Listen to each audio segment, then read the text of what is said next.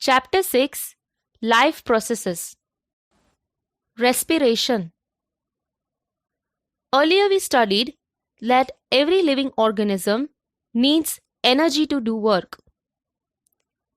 We need energy to walk, run, eat, study, and even to sleep. Indeed, no work is possible without energy. So just eating food does not give us energy. The food material taken in during the process of nutrition is broken down and used in the cells to provide energy for various life processes. So how exactly do we get this energy from food? All living organisms respire to get energy from food. We breathe in air containing oxygen, which is transported to all parts of the body and to all the cells. This oxygen helps in the breakdown of glucose present in food and release of energy in the form of ATP, that is adenosine triphosphate. This process is called respiration. But different organisms use different ways for respiration process. Some organisms use oxygen to break down glucose completely into carbon dioxide and water, while some use other pathways that do not involve oxygen. In all cases, the first step is the breakdown of glucose molecule, a 6-carbon atom, into a 3-carbon molecule called pyruvate. So respiration is a chemical process. Types of respiration. Respiration are of two types: aerobic respiration and anaerobic respiration. Aerobic respiration takes place in the presence of oxygen, while anaerobic respiration takes place in the absence of oxygen. Cellular respiration or internal respiration. Now the process of respiration takes place inside each and every cell. Hence, this process is also called cellular respiration. Nutrition provides cell with nutrients like glucose. Respiration helps in release of energy from glucose. This process takes place inside the mitochondria of each and every living cell. Cellular respiration is a biochemical process. Energy produced during cellular respiration is used by the cell for various life processes. Aerobic respiration. Respiration in the presence of oxygen is called aerobic respiration. In aerobic respiration, one glucose molecule with 6 carbon atoms splits into 2 molecules of pyruvate with 3 carbon compounds each. This process is called glycolysis, which happens in cytoplasm. This pyruvic acid molecule enters the mitochondria and breaks down into carbon dioxide and water by releasing energy in the form of ATP. ATP helps in all biochemical reactions happening inside the cell. The release of energy in aerobic respiration is much more compared to anaerobic respiration. Carbon dioxide is a waste material and is removed by the cells. Most plants and animals perform aerobic respiration. Next, anaerobic respiration. Anaerobic respiration is also termed as fermentation. Respiration in the absence of oxygen is called anaerobic respiration. When we do vigorous exercise, our muscle cells get deprived of oxygen. In such cases, glucose is converted to pyruvate in the absence of oxygen, which in turn gives lactic acid and small amount of energy. Lactic acid is a waste material and is removed by the cells. This process of incomplete breakdown of sugar into lactic acid and energy is called lactic acid fermentation. This process occurs in muscle cells of human beings while doing heavy exercise, as muscle cells lack oxygen during heavy workout. It also occurs in some bacteria. Example, in yogurt, some bacteria cause milk to turn sour. This bacteria feed on sugar and break it into lactic acid. Next, in case of yeast, which is an anaerobic organism, glucose is converted to pyruvic acid. Pyruvic acid releases energy by converting it into carbon dioxide and ethanol. This process is called alcoholic fermentation. The energy released in anaerobic respiration is less as compared to aerobic respiration. But aerobic respiration requires a continuous supply of oxygen.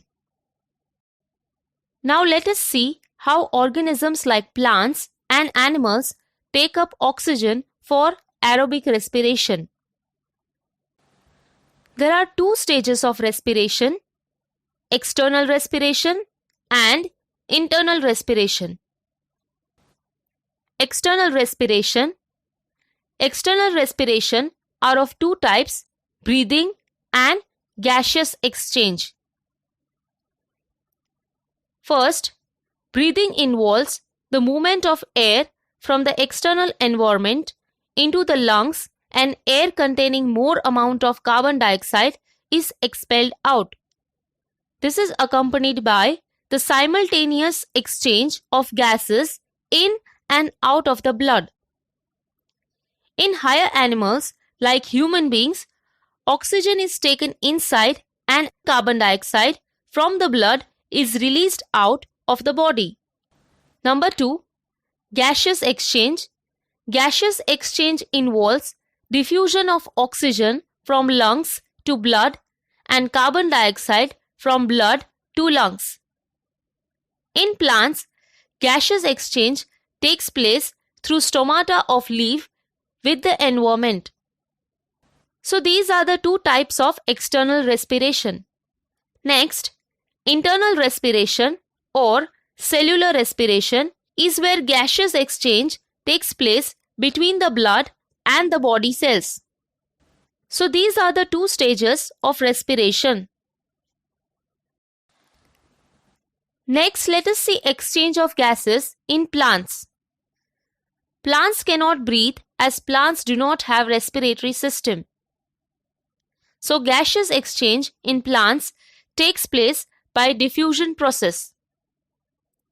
During daytime, plants take in carbon dioxide through stomata present on leaf.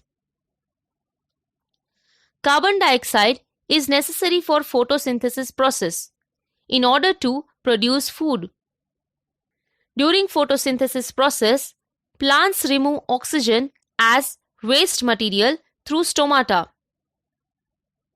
Means during daytime, CO2 diffuses in the leaves and O2 diffuses out of the leaves.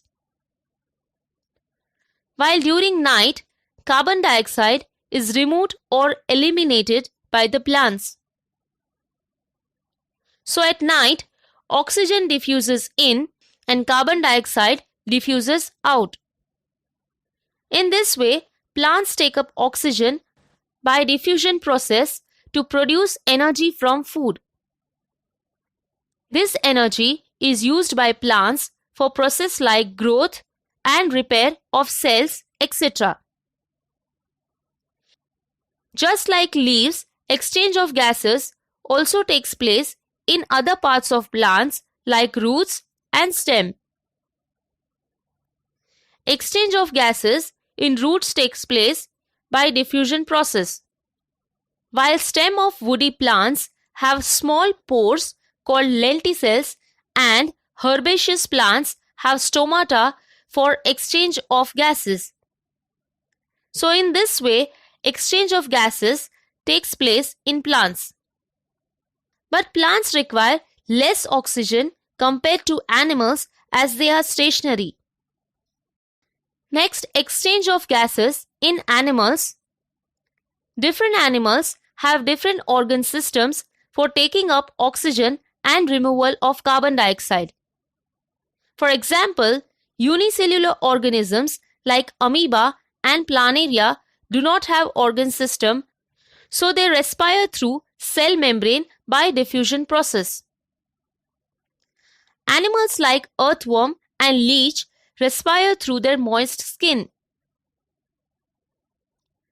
Aquatic animals like fish, prawn, mussel and tadpole respire through their gills. They take up oxygen dissolved in water through gills. Frog respire through their moist skin and lungs. Grasshopper, mosquito and housefly use spiracles and air-like tubes for respiration. And birds, lizards and terrestrial animals like human beings etc. use lungs for respiration. In this way, exchange of gases take place in different animals. Now let us study about the human respiratory system. Like other animals, respiratory system in human beings serves to provide fresh oxygen to all body cells and removes harmful carbon dioxide from the body. The human respiratory system comprises of the respiratory tract. The organ of respiratory tract are nostrils, nasal cavity, windpipe or trachea, bronchi and lungs. The respiratory tract or the breathing tract in human beings. The human respiratory tract begins with the nostrils. The air enters through the nostrils and is filtered in the nasal cavity. There are lines of fine hair in the nasal cavity which help in filtering the air. The air also becomes warm and moist. There is mucus present in the nasal cavity. Mucus is a sticky substance which traps dust particles present in the air entering the nasal cavity. So the respiratory tract begins with nostrils and then nasal cavity. Further, the air passes from pharynx to the larynx or sound box. From larynx, the air passes into the trachea or windpipe. The trachea further divides into two small tubes called bronchi. One branch or bronchi enters the right lung and the other branch of bronchi enters the left lung. The air from the trachea enters the lungs through bronchi. Lungs are situated in the thoracic cavity on either side of the heart. Lungs are protected by a rib cage.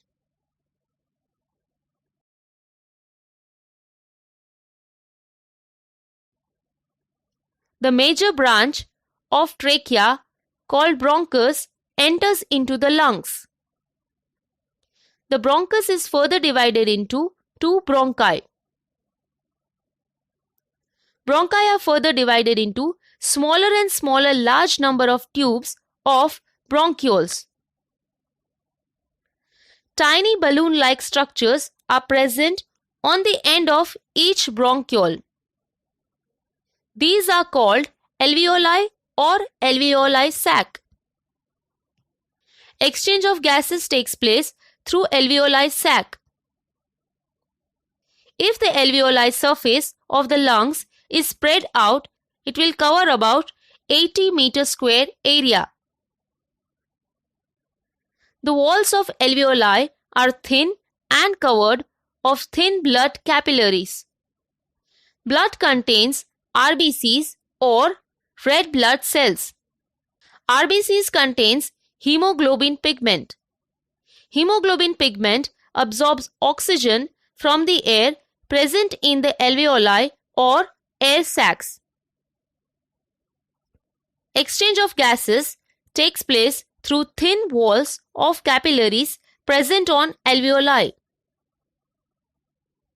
Carbon dioxide is brought into the alveoli from the tissues through blood. Carbon dioxide from blood diffuses into the alveoli and is removed from the body when we breathe out air. The oxygen diffuses out from the alveoli and is absorbed by hemoglobin present in blood. In this way, oxygen is supplied to all the tissues of the body through blood. So in this way, alveoli helps in the exchange of gases. Oxygen breathed from the air is exchanged for CO2 brought in from the tissues. It would have been very difficult to transport oxygen without hemoglobin. It would take 3 years for oxygen to reach from lungs to toes by diffusion process. The cell of an organism with deficiency of hemoglobin will not get sufficient amount of oxygen and will lack energy to perform various activities. Next, mechanism of breathing or respiration in human beings. Breathing is a physical process which involves movement of air. The 2 steps of breathing are inhalation and exhalation, which occurs continuously one after the other. Inhalation is the movement or entry of air from outside to the inside of the body. When you breathe, the ribs move outwards and upwards and the muscular diaphragm contracts or move down. Due to this, the volume of thoracic cavity increases and air pressure decreases. Now the air enters through the nostrils and reaches the lungs. The alveoli sacs present in the lungs gets filled with air rich in oxygen. And hemoglobin in RBCs absorbs oxygen from the air. Exhalation is the movement or removal of air from inside the body to the outside environment. When we exhale, the ribs move downwards and inwards and the muscular diaphragm relaxes or moves up. Due to this, the volume of thoracic cavity decreases and air pressure increases. The lungs come to their normal size. Now the air is forced out of the lungs. The air containing CO2 is thrown or removed outside in the opposite direction from the alveoli to the nostrils and outside environment. Average breathing rate of human beings when at rest is 12 to 20 times per minute, and the breathing rate increases up to 25 times per minute while doing heavy workout or exercise, as we require more oxygen to produce more energy during physical activities.